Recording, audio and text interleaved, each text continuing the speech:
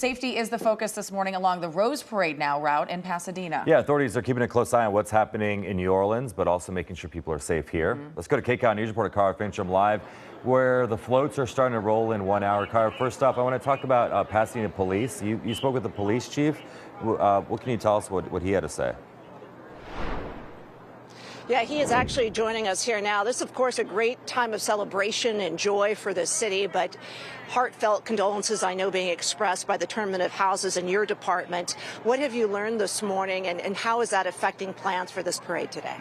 Well, first, our hearts go out to the victims of that horrific incident, and certainly the first responders who have to go out there and handle that. Nobody wants to see that, especially at a time like this.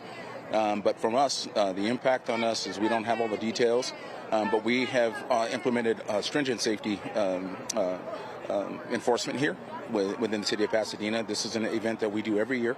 It has over 1,100 law enforcement personnel, about 350 medical and fire first responders. And so we're working with our local, state, federal partners to ensure a safe event here in Pasadena. There hasn't been anything that we've deduced in our intelligence gathering that connects what happened in Louisiana with Pasadena. We're fully expecting to have a very safe event. And fortunately, Mother Nature is cooperating with us, so that's also a benefit. But we're looking forward to a great event here in Pasadena. I want to let Victor pan down the block. You can see the huge crowds out here. This is Colorado, and you were explaining that one of the big security measures that you have in place are these called Meridian blocks that are at some of the entrances. Yeah, the security mechanisms that we have in place at some of the inlets to the Colorado parade route they're called Meridian barriers, and what they are is a physical barrier to keep vehicles of any kind from entering into the parade route. You may remember last year we had an incursion where a vehicle attempted to come through one of those barriers into the parade route, and it stopped that vehicle and protected a lot of folks. So we swear by those. They've been very effective for us. And at intersections that don't have those, we have it manned with a significant physical presence. So we've learned from some of our events in the past how to make sure that those efforts are robust, and people will see that if they're here on the parade route. And we did have some video we wanted to show our folks at home of that incident from last year. I think it's important to note, you and I were talking earlier, that there have been no major security breaches during the parade's history here. I'm unaware of any major breaches, but every year I'm sure that we have people who, might choose to come in and do some things that they shouldn't be doing.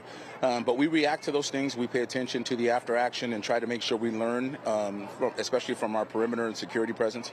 We want to make sure that we learn even from the smallest of lessons so that it doesn't turn into something major. But fortunately, we haven't had anything major, and we expect this year to be the same. In years past, I've gone to some of these sessions. You have the heads of all your departments there, and heads of departments from surrounding areas as well, federal agencies, talking about every possible scenario that could occur.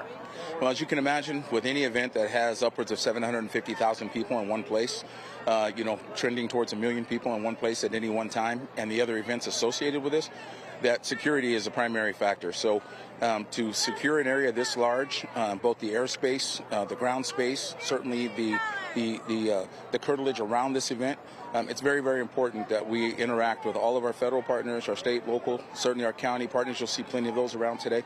It's important to make sure that we're including them because safety is everybody's concern, and the planning is such a significant event that starting tomorrow, we'll start planning for next year's event. That's how significant it is.